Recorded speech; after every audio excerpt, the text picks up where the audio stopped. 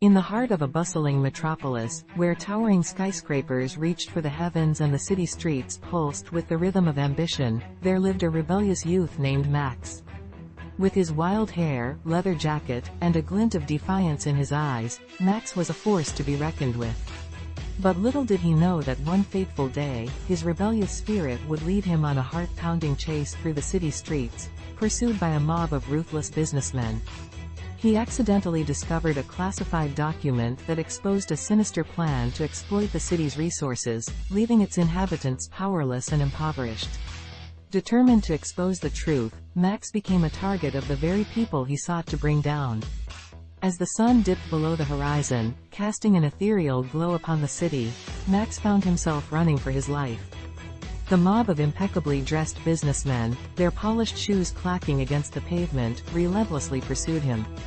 With each step, Max's heart pounded in his chest, his breaths coming in ragged gasps.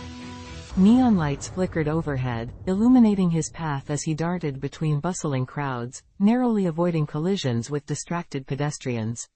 The mob, fueled by greed and desperation, closed in, their voices merging into an ominous chorus of threats and demands. Max's mind raced as he plotted his escape. He knew he couldn't outrun them forever, and the truth he carried was too important to be silenced. With a flash of inspiration, he veered into a narrow alleyway, his heart pounding in his ears. The mob hesitated, momentarily losing sight of their prey. In the dimly lit alley, Max's eyes scanned his surroundings, seeking any means of escape. And then he spotted a fire escape ladder, precariously hanging from the side of an old brick building.